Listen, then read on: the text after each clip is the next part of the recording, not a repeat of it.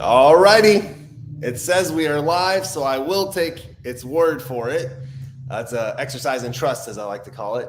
Welcome back to another family education and support group with your host, Param. It is Saturday, August 12th of 2023. Like I say every week, how did it get so late so soon? And I look forward to be able to provide another just rich experience with whoever is on either live or later on in recording.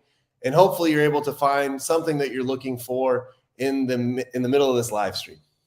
So I'll come and say good morning to everyone popping on. Let me just do a quick introduction of myself to not be distracted. So my name is Param. We do this talk each and every single Saturday. Sometimes there's some exceptions, but for the most part, we're really damn consistent. And this talk is for anybody who firsthand or secondhand has experienced any type of addiction, mental illness, grief and loss, trauma, and a little bit of everything in between. We cover various topics here. We'll talk about, like I said, addiction and mental health, but we'll talk about communication. We'll talk about personal development. We'll talk about setting boundaries. We'll talk about self-care. We'll talk about rebuilding trust, and whatever you want to talk about, I can accommodate as well. So I do have a master's degree in marriage and family therapy. I am a licensed advanced alcohol and drug counselor. So my specialty comes with addiction and addictive behaviors. I do coach high school basketball. I'm the assistant varsity basketball coach at Aliso Niguel High School. I've been coaching there. We're starting our 15th season. And I am a college faculty professor at Saddleback Community College. I don't have a class assigned to me in the fall, but I am attending our faculty meeting this upcoming Tuesday from 3 to 4. So I'll go there and try to weasel my way in. And I'm very passionate about this work. This means a lot to me. I know what it takes to carve out a little bit of your time, whether you watch this live on a Saturday or later on. So I do my best to make sure that you get a return on your investment, an ROI, as they call it in the business world. For your 45 minutes, I want to make sure that you feel you got something out of it. And every talk I ever do is dedicated to one thing and one thing only, and that's the possibility of human transformation. I believe that all human beings, including this one sitting in front of you right now, has the ability to transform who we are, how we live, how we experience this thing called life, how we experience it, the direction we're headed, the people we meet. We could transform it all at any given moment that you choose to. We have access to that. So my hope is that you're able to find some transformation for yourself. So like I said, this is a interactive talk. So what I'm able to do is, for example, with people that have popped on so far, when they come and say comments like, Counselor Jim says, good morning, Kenny and the whole crew at Pacific Sands Recovery Center, what's up? Hossein says, good morning. My mom and dad, faithful followers. They've been following me since the time I was born. Eileen, Miami, we got you. Good afternoon in Miami. I thank you for giving me your afternoon. Monijan, Jadajun, everybody, welcome, welcome, welcome. So in the same way I was able to pull up those, I'm able to pull up questions. Or if you say, yo, stop, explain this a little bit more. I'm able to do that also. So today I call it an oldie but a goodie. It's because I've done this talk before, but here's the thing. In one of the components of this talk, I talk about a certain thing about continuously developing and growing. And when I watched the first time I did this, it was very painful, by the way, to watch myself 3 years ago teach this talk. I've done it a few times too. But from the first time I did it to right now, oh my goodness, it's a completely different experience. I am a well-polished version of myself versus that. So that's the good and the bad of having everything recorded is you're able to go and uncomfortably watch yourself at different phases of your life. So the reason I do this talk, my friends, is because each and every single one of you watching right now, I hope that there are areas in your life in which you are trying to change, right? And I'm not saying that you're bad or something's wrong or anything like that. Everything could be perfect, which I know it's not. And there still needs to be, or at least I hope there is, areas in your life you're trying to change or improve on. So most people can identify those areas. Most people can identify what it is that they need to change. However, only a few percent, less than 5%, are actually able to make and sustain those changes in their life, despite of the fact they know they need to make it. Wow. How interesting is that? You know you got to make changes in your life, and despite the knowledge and even the desire to do so, people fall short.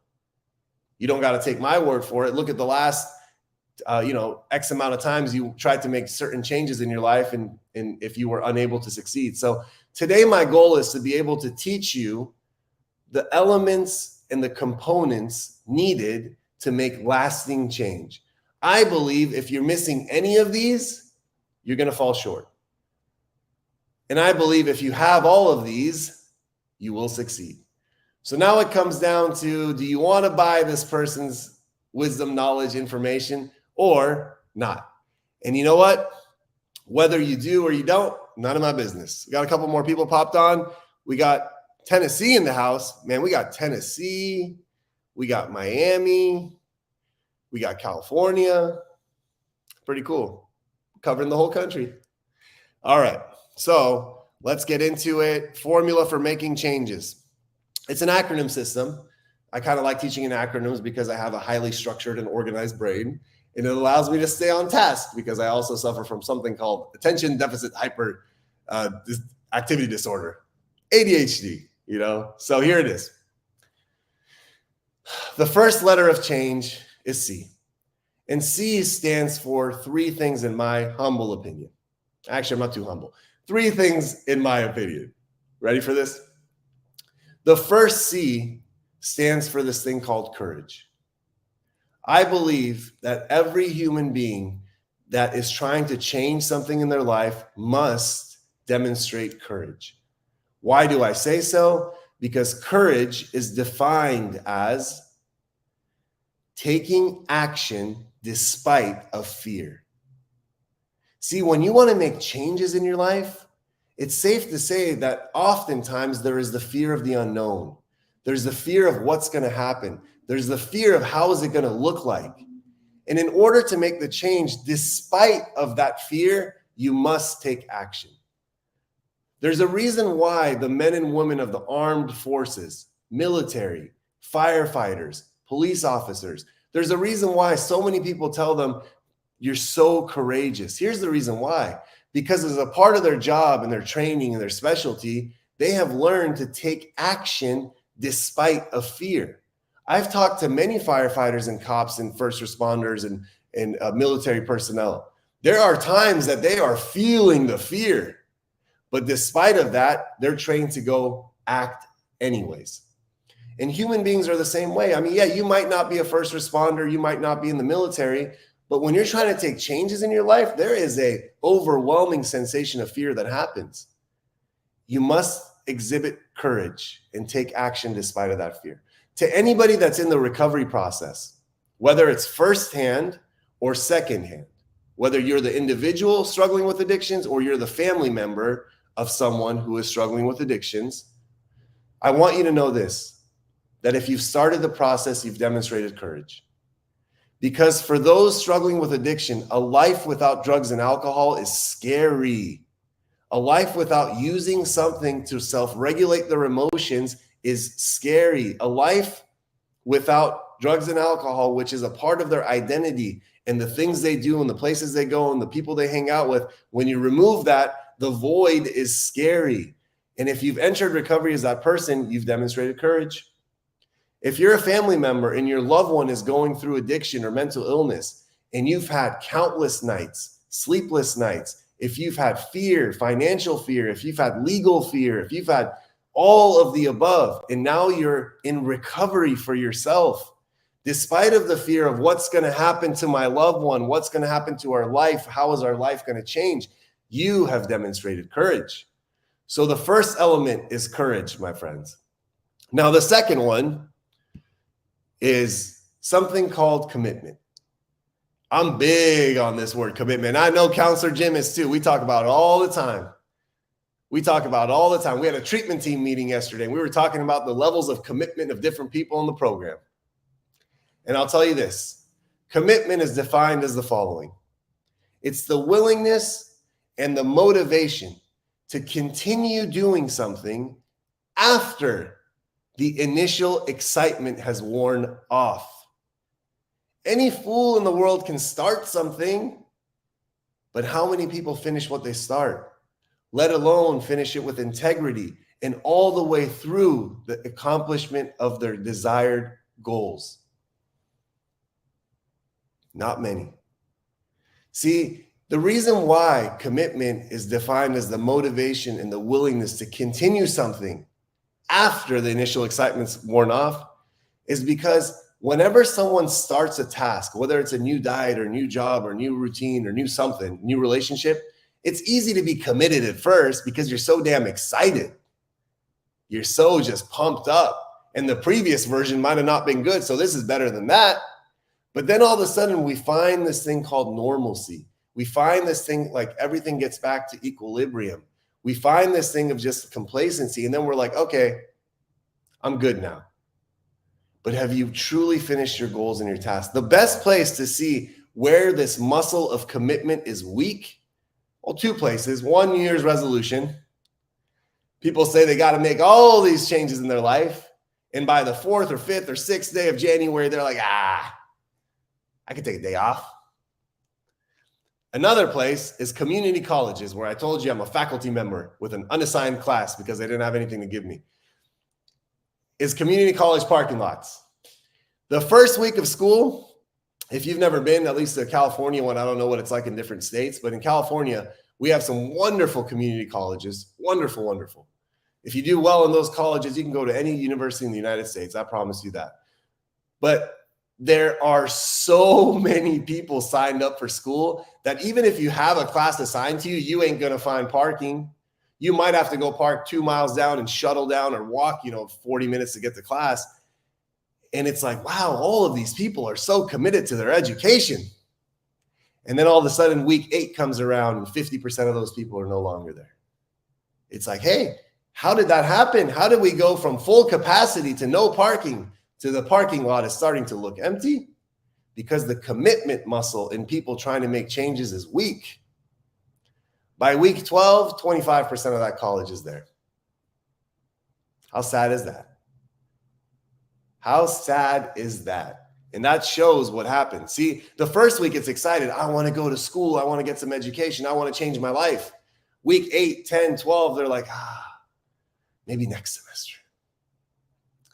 So if you're trying to make changes in your life, and if you don't have commitment, which is the motivation and the willingness to continue doing something after the initial excitement's worn off, I'm telling you this right now at 9:27 on August 12th, it's not going to happen. You're not going to succeed. And the last one I got is this thing called compassion. Now, it's safe to say that those who are trying to make changes in their life have been struggling with what it is that they're trying to change for a long time. So once you say, hey, I have the courage, I have the commitment, you start making your changes. I'm not a betting man, but I will tell you this. I will bet whatever I have that at some point across that journey, you're going to fall short, or you're not going to get your expectations met, or to use the word we love to use in this group, you're going to fail. But guess what? You're going to fail forward. And when you fail forward and you get up, you must demonstrate compassion towards yourself about a human being that's trying to change something in their life that they've so desperately wanted to change for a long time. And just being on the right track and having compassion towards yourself will allow you to get there. See, there is a place that we are in life and a place that we want to be in life.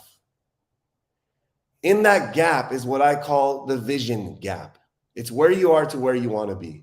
In that gap also exists something called the compassion gap. When you fall short, compassion is the only bridge that allows you to get back up and keep moving again. So courage, commitment, compassion, that's your C. Now let's get to the H. And by the way, I'm talking a lot. I'm talking fast. I'm giving you a lot of, there's a lot of meat on the bone. So if you need to slow me down and say, yo, dude, breathe. Or can you explain this a little bit more? Or you just want to write a comment, just to write a comment, feel free to. So now the next ones that we have here are the H stands for two things. Some of them are only going to stand for one, by the way, so you don't have to learn too much. So the H stands for humility, and honesty. Okay? Why is humility such an important component of the change process? Why? I'm going to break it down for you. Oh, good morning, Marilyn. What is up? Sorry, just saw you right now. So, humility is this, man. This is the way I like to explain humility. And, even though I said earlier that I'm not really, I'm not too humble or anything like that. When it comes to making changes and knowing my spot and knowing my place, I exhibit humility. I really, really do, because I know it's a component of making successful changes. So I did this talk earlier today with our program participants, just about an hour ago. And I learned the lesson of humility when it comes to recovery 15 years and some odd months ago. Okay. And this happened with my own mom, who's watching this right now. I was in a program, and the program kind of had some type of curfews and all that kind of stuff like that. And I did my best to honor them, and eventually came to the point after about 60 days of sobriety that I was able to kind of go out with some of my old friends and stay out a little bit later. Probably wasn't the best idea, but I'd earned it and demonstrated.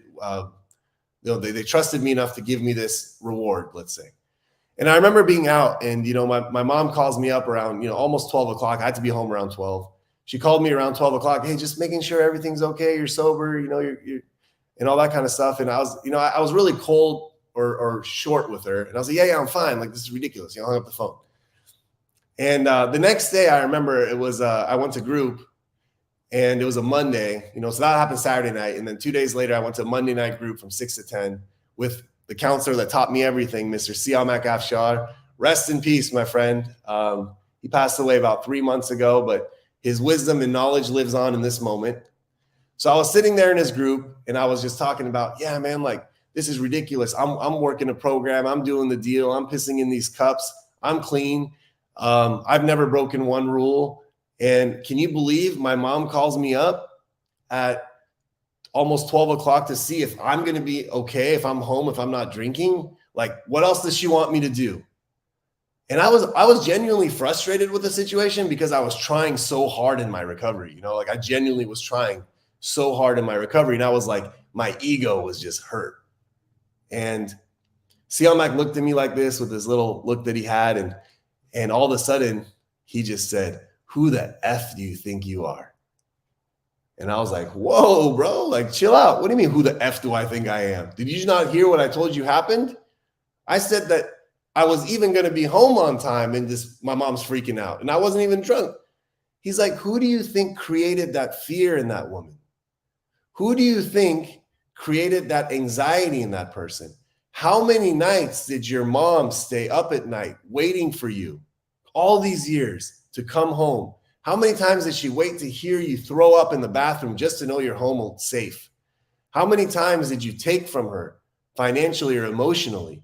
And now you have almost 60 days sober, and you're offended when she's worried or asks you a question? Say, who the F do you think you are? He said, you're like a sculpture. You created this masterpiece. You sculpted away at your mom for years and years and years and years and years. You sculpted away, and you created this statue. And now you look at the statue and say, I don't like the way it looks. Take some responsibility and have some humility. And I'm telling you this, man, that lesson 15 years ago has stuck with me. See, I shared it right now with you 15 years later as if it just happened 15 seconds ago. That's how fresh it is in my mind. So it's important for us to not forget where we come from. It's important for us to not forget who we are. And most importantly, it's important for us to not forget about the people that didn't give up on us when we give up on ourselves. This is some really important stuff, and I got some good feedback here, Cheryl, exactly. She identifies and understands. And Marilyn, the way you shared that part is so true. We created a monster, or we need to give grace to them. Yeah, 100%. And yeah, God bless his soul. This is a person that also knows Siamak too. Hey, he's alive in this moment, St. John. That story was as real as it gets. And So humility is important. I told the program participants, don't forget where you came from. Just because you got 30, 60, 90 days sober right now, man, just chill out a little bit and show some respect, show some humility. And also humility, you know what one component of humility is?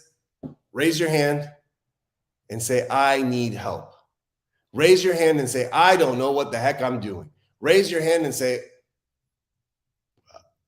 please help. Please support me in my journey. That's an act of humility. And then the next one that I have there is honesty. And this one's kind of tough because I sometimes share this with whether family members or program participants or people experiencing, addictions, mental illness, grief and loss, trauma. And what happens with them is sometimes when you tell them honestly, how far they are from making changes in their life and how far they are from their goals and destinations, they look at you as if you're crazy. I've been on record, and this isn't like a personal opinion, this is research and science shows that habitual, hardcore, use of like methamphetamines or stimulants like cocaine, it really impacts the dopamine receptors of the brain. The neurotransmitters of the brain, one of them is dopamine. It really impacts it to the point that the person without the use of substances has a hard time experiencing any type of joy, happiness, engagement with life. And then they get clean and sober and they experience this drought of depression. And they're like, all right, well, I'm going to get better. I'm going to get better. I'm going to get better. Research and science shows that it takes about 12 to 18 months for a brain that's been using methamphetamines for a long period of time to start getting back the handle of the neurotransmitters that can produce healthy amounts of dopamine again. And I say that to somebody and they're like, I've been sober for 90 days. I don't feel better. This stuff doesn't work. I'm like, dude, your brain needs to heal. And they don't get it. But where we don't, you might not believe a human being, but let's say I have this analogy I've been using for a long time, and I love this analogy. Let's say I give you an address. It's got a street number. It's got a street. Okay, let's start this over. Let's say I give you an address, and you don't know where this address is. It's got a zip code, but not a city or state, so you really don't know where it is. And I tell you, this is where I want you to go. And you say, okay. You grab your cell phone, you put the address in your cell phone, and it says you're 2,000 miles away. So it gives you an honest, objective truth. You are 2,000 miles away. Can you accept that? Can you accept that? Some people do, and some people don't, which takes us to our next point right here. It ties with the honesty. And it goes into these two things, acceptance and accountability. So when your GPS says that you are 2,000 miles away from your destination, at that point, you have a choice. You either accept it and follow the step-by-step directions that will get you to your destination, or you say, 2,000 miles, watch me. I'm going to get there in 500. I'm going to get to where I want to get to in life in 500 miles. I don't care what the GPS says. And you know what people do? They get in their car and they drive. They try to get creative. They try to get crafty. They try to get sneaky. And they go about 500 miles and they look around and they don't see the destination they thought they were headed to. They look around and they're lost. And in that moment, do you know what people do every time they get lost? We've seen enough movies. They stop, they make a U-turn, and go right back to where they came from. And guess what? 2,000 miles away from their destination again. You see, when honesty tells you something and you don't accept the truth, there's no one else to blame. A powerful quote that I really like is this: the shortest distance between point A and point B is a shortcut. Nope, that was false. You want to know what the actual quote is? The longest distance between point A and point B is a shortcut. And I said that exactly that way for a reason, because so many people think that from where they are to where they want to go. If they find a shortcut, they're going to get there quicker. And guess what? They try. How many people do this with losing weight? How many people do this with specific tasks at work? How many people do this with family relationships? They're like, hey, I know I'm here. I know this is where I want to be. I don't want to do the work to get there. I don't want to put in the time to get there. I don't want to go through that whole journey to get there. I'm going to be smarter than everyone else, and I'm going to find a shortcut. But guess what?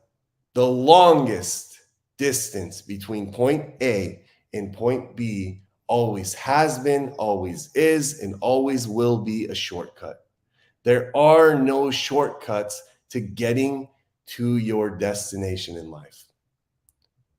And the soon as you accept that reality, the sooner and faster you're headed towards your goals and dreams.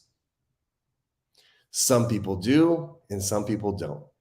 And the past few weeks, I've really tried to hammer down and nail down the following concept. Direction is more important than speed. See, when you're 2,000 miles away from your goals and dreams, it doesn't matter how fast you go there. I mean, people try to go 30, 60, 90 days. I'm going to get there. No, you're not. It might take you 12 to 18 months to get there. But the only way you will get there is if you maintain the proper direction. The speed is irrelevant. Direction is more important than speed.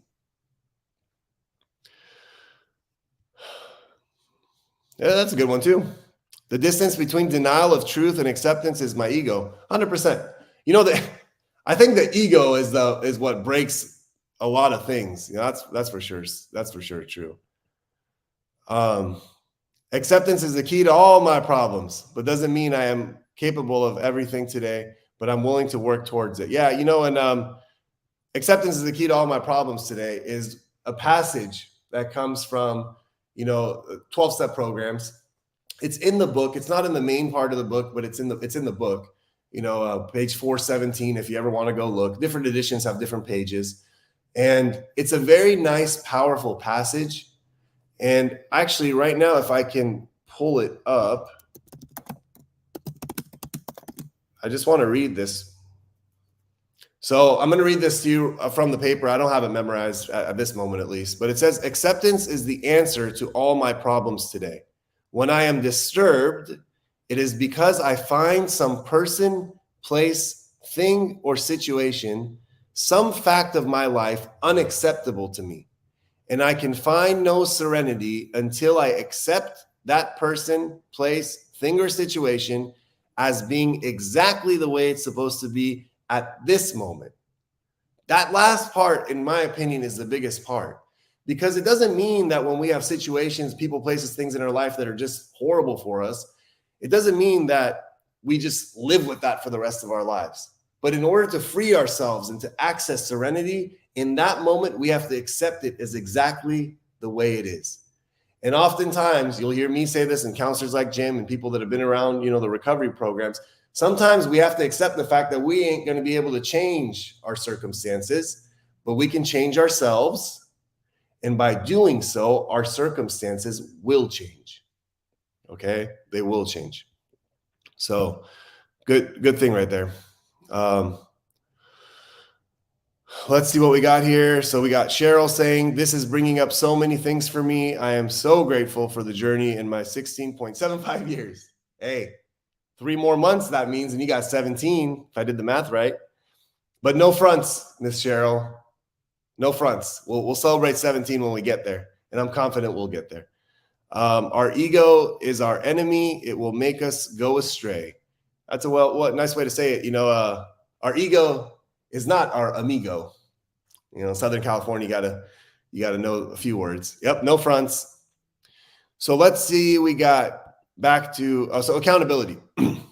This one's kind of difficult for people because especially if it's someone like a family member watching this. Okay, so remember, this talk is for anybody who firsthand or secondhand has experienced pain as a result of addictions, mental illness, grief and loss, and trauma.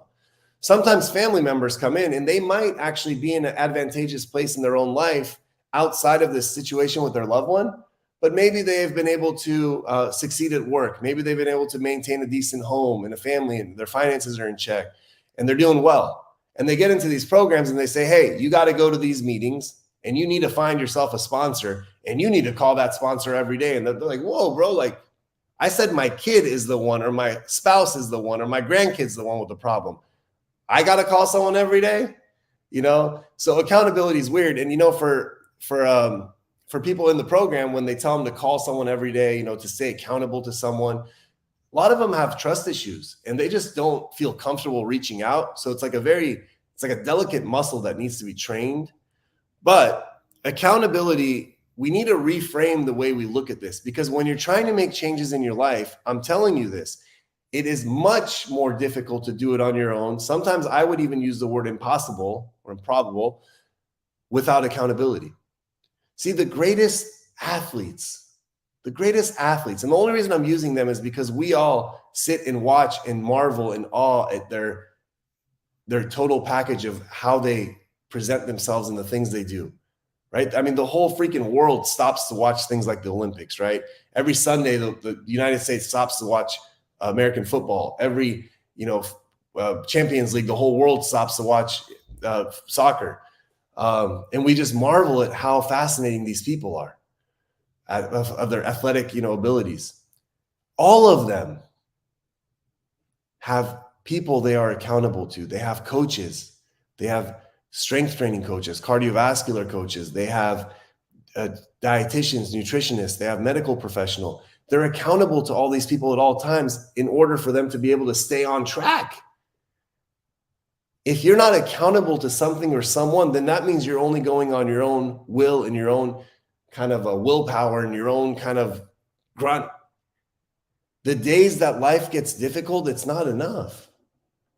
We need to be seen by others. We need to be heard by others. Other people need to know what's going on with us, or else emotions can overwhelm us and start to drown us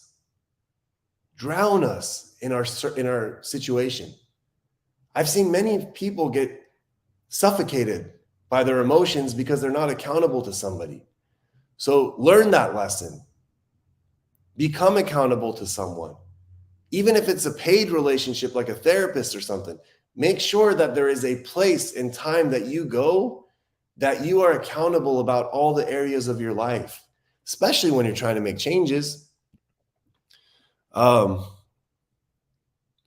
Here's a good one. I put up a lot of Jim's comments, by the way. It's because I personally, on a human level, look up to Jim. He's one of my mentors. He's also, we've been working together for 7 years, so we have a very respectful relationship. But I just like the way he lives his life, man. I mean, I've seen this guy every day for 7 years, excluding obviously Sundays or something, because I see him on Saturdays. It's just the same, cool, calm, collected. And it's just talks the same way, walks the same way, acts the same way, lives the same way. And when he talks, I take the information, I put it in my head, and I apply it because I'm like, all right, well, there's living proof that it works. So if it works for him, it works for me. I've learned that lesson. And it's just a wonderful thing. So whatever I put up from him, take his word and run with it.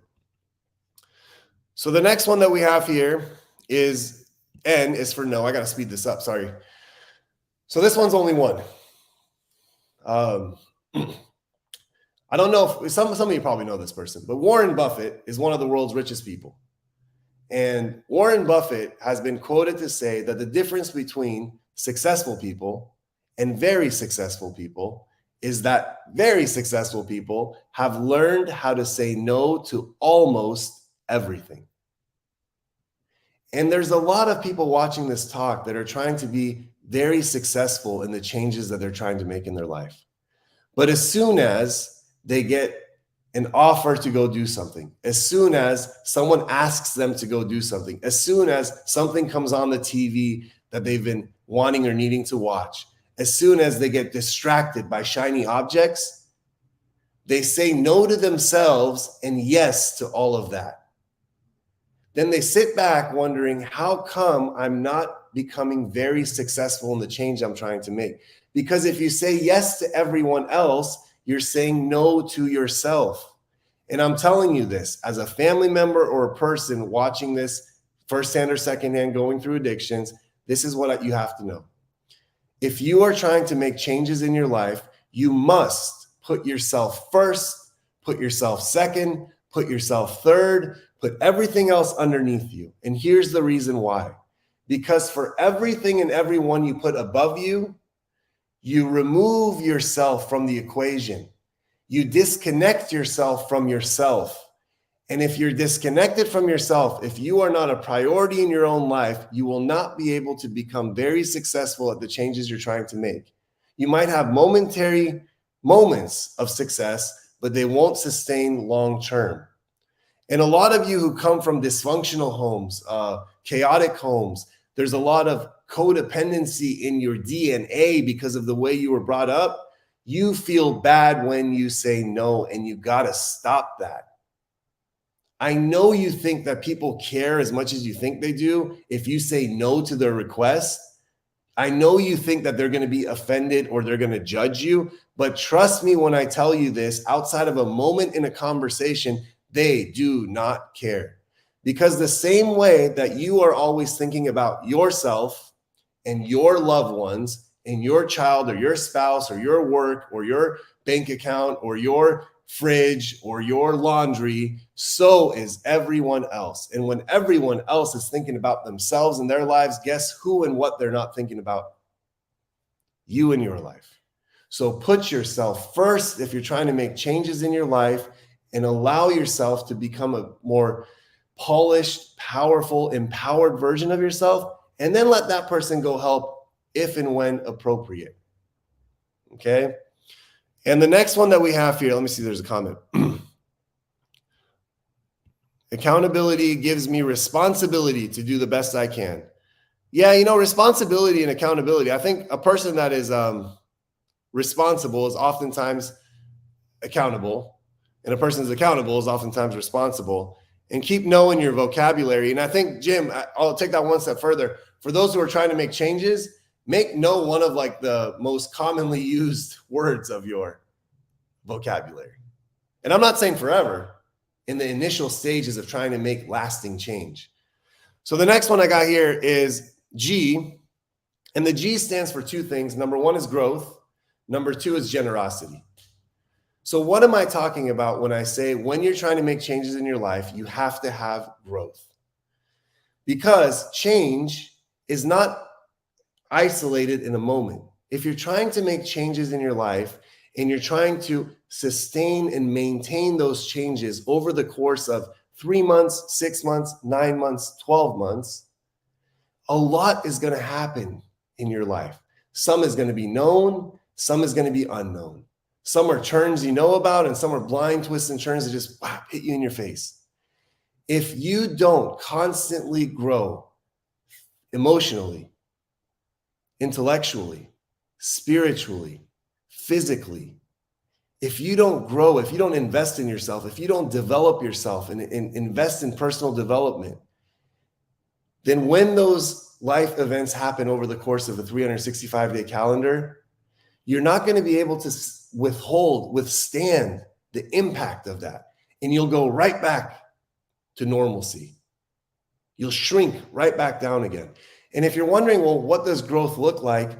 It's simple for me. I'm a big Kobe Bryant fan. Kobe Bryant has this thing called Mamba mentality. It's the name of a book. It's phenomenal.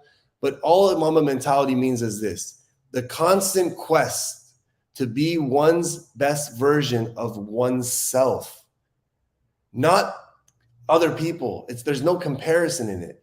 When I look at myself in the mirror at the end of the day, I ask myself, did I become 1% better than I was yesterday? Did I grow in various areas of my life just a little bit more today than yesterday? If the answer is yes, over the course of a year, I will have growth in my life. If the answer is no, then I got to say, okay, tomorrow I got to make sure I do 1% better than today. It's not comparing externally. It's not comparing to anything out there. My yesterday self, constant improvement creates personal growth. And the next one that I have here is generosity. Now, anybody that makes changes in their life that can maintain and sustain those changes has learned one thing: the only way you keep it is by giving it away. I also learned that from CLNAC. The only way you keep your change, your transformation, is by being willing to give it away. And as soon as I use the word generosity, sometimes people think, oh, I'm barely able to float my own bills. I got nothing to give. I never said the only way you can be generous in life is to give away some money. I actually think giving away money, even though it's a nice thing to do, is actually one of the cheapest forms of generosity. Generosity is way deeper than that. Generosity means being able to share with others, give to others, experience strength and hope of where you are and where you are now and how you got there, and tell them that you're there with them, supporting them, helping them get to where they're trying to get to. And generosity also exceeds the rooms of these type of talks. There are plenty of children in the world that need help. There's plenty elderly in the world that need help. There's plenty homeless in the world that need help. There's plenty of agencies that need volunteers. You can be generous with your time. You can be generous with your love. You can be generous with your knowledge. Make sure that you're giving all this away, because if you accumulate all this change and you get all this knowledge and wisdom and you keep it for yourself, it's useless. It's the equivalency of gathering a bunch of money in life, hundreds of thousands, millions of dollars in life. And when it's all said and done, when you go 6 feet under, you grab all that money and bury it with yourself. Be generous with what you found in your journey of your own healing, your own recovery, and your own transformation. When there is a mom or a dad or a spouse or a child or someone in these rooms that you meet that is shaking and baking and scared and they don't know what to do, and you're not that person anymore, make sure you extend a hand. Make sure you extend a hand. And here's the thing. You can never grab a hand until you touch a heart. So make sure that you're sharing from a place that's authentic and sincere and real. And when that heart to heart connects, grab them and help them. That's the only way we make this world a better place. And the very last one that we have is everyone's least favorite one. When you're trying to make changes in your life, this is the key element. You will never be able to change anything in your life until you are willing to do something for what it is you're trying to change every day. And some people say, whoa, everything was good until now, but you just said I got to do something every day. Yes. And here's the reason why. Because prior to making the change, whatever you were doing it every day. Therefore, the only way to counteract, the only way to actually intervene and make sustainable changes that you're desperately wanting to make is to do something for that change every day. And now I want you to hear this, that don't get overwhelmed. I'm not saying you have to do 10 things for it every day. Even one thing, even a small incremental step, as long as it's in the direction of that change, is good enough. Perfect is the enemy of good enough. You don't got to do this thing perfectly. You're going to fall. You're going to fail. You're going to struggle. Just get up and continue moving in that direction. So in summary, today we talked about the formula for making changes, which I believe is 100% accurate. And the things we talked about is this. In order to make changes in life, you must have courage, commitment, and compassion. In order to make changes in your life, you must exhibit humility and honesty. In order to make changes in your life, you have to have acceptance, and you must be accountable to something or someone. In order to make changes in your life, you got to learn how to say no. Stop being a yes man. Start saying no. In order to make changes in your life, you must grow, invest in your personal development, and you must be generous with what it is you find and give it away. And in order to make changes in your life, you must do something every day for what it is you're trying to change, because you are living your life the same damn way every day. And in order to make changes, you got to do something every day. So that is the talk. And if I watch this one versus my first one I did, I feel like I've actually demonstrated growth.